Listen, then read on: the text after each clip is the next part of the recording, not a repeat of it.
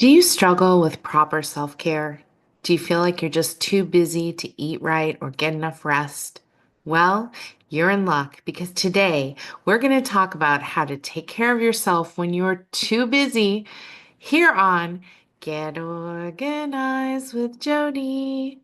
Hi, I'm Jodi Granok. I'm a certified professional organizer with over 15 years in the field.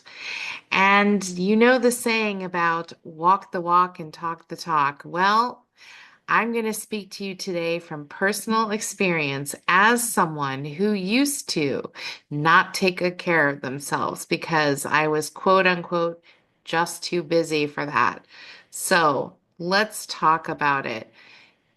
Very first thing, you got to resist the urge to stay up late or get up early to increase your available work time because that's a recipe for disaster. If you burn your candle at both ends, it could result in getting run down and sick.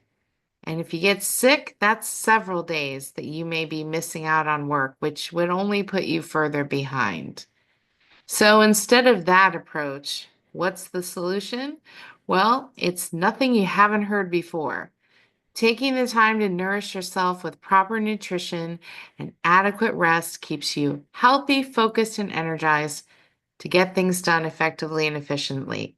And I know what you're saying. Yeah, but you don't have my life. Okay, well, let me share a little bit about my previous life when I wasn't taking good care of myself. So I fell into the same pattern day after day. I would find myself mindlessly scrolling on my phone or watching TV, sometimes both.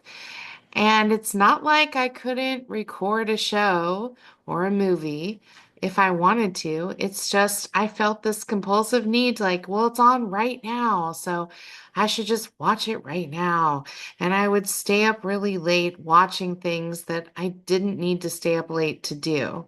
But then that would throw me off the next day because I wouldn't want to get out of bed at a decent time.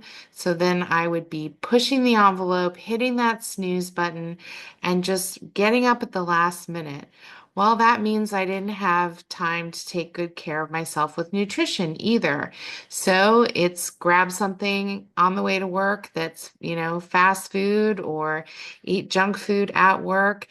And you're talking about all the things you crave when you don't get enough rest, right? Your cortisol levels are all messed up. And what do you want? You want the salt and the sugar and the fat.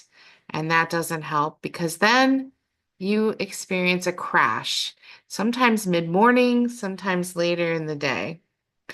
And then, of course, you come home and you eat dinner and get a second wind, and back you go again on the hamster wheel. I had this pattern for years and years and years, way longer than I should have. And to be honest, I don't exactly remember how or why I started to make the change. I think it was just a feeling of not wanting to feel the way that I felt and sitting up at night and realizing I'm not doing anything. Like, it'd be one thing if I was staying up and working on something, but I wasn't really doing anything. And so I had this idea like, well, maybe I should just go to bed. And also, I'm married to a teacher, and he goes to bed early, gets up early, and I wasn't seeing him very much, right? I would be staying up alone, I would be waking up, and he was already gone. So all those things kind of worked together, and I decided to make one change. I thought, let me get up earlier. And that one change led to all kinds of other changes because when I started getting up earlier, that gave me time to do something else that was important for my health, which is exercise. I'm the kind of person that an afternoon or an evening workout just doesn't work. I have to tackle the exercise first thing in the morning, or I will talk myself out of it. I'll say, oh, I'll do it later, then I never do it. So by getting up much earlier than when I needed to be at work, I had time to work out. And not only did I have time to work out, but I had more time to actually do meal prep and make sure that I was having healthier meals and snacks throughout the day. So again, I was able to get into a pattern where one thing feeds into the other, but this time they were all good habits instead of bad ones. And of course, when you get up early, you get tired earlier too. So it's a lot easier to go to bed early and get plenty of rest. So try this mantra as a beginning step. I can't take care of anyone if I don't take care of myself. And then think about just one change, one small change at a time. Don't change the whole thing. Just do one change. So let's say that your change is going to be when you go to sleep. I'm not saying, oh, you're used to going to bed at 2 a.m. Tonight, go to bed at 9:30. No, just adjust your bedtime by a half hour for a few days. And then when you settle into that, if you're still walking it back, you want to get to a certain start time of bedtime, just keep adjusting by 30 minutes for a few days at a time until you get to what you want to be your new bedtime. So it'll take you time, but it is more likely to be an effective change that's going to stick. Another example of making one small change at a time is if you feel like you're drinking too much caffeine throughout the day. Nobody's telling you that you have to go cold turkey. Just make one substitution. One of the times that I would have a soda or a coffee, I'm going to have a glass of water, for example. So again, you can adjust this however far you want.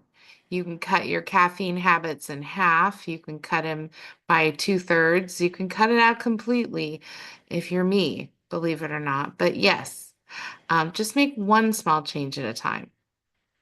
If you want to be more active, you don't have to say, all right, I'm going to start walking 3 miles a day. No, start with 15 minutes. Start small and manageable. And every few days, you can add 5 more minutes and just build up to it so that it doesn't feel like an overwhelming change. The changes are much more likely to stick if you do them in smaller increments. So I hope this has inspired you to make some good changes in your life. And I would love to hear any positive changes that you've experienced here in the chat. I encourage you to visit organizingmagic.com for more organizing resources, including our free e-newsletter and information about our monthly Zoom webinars, which are also free. And remember that new videos drop every Friday, so be in the know and click like and subscribe before you go so you never miss a single video. I'll see you next time.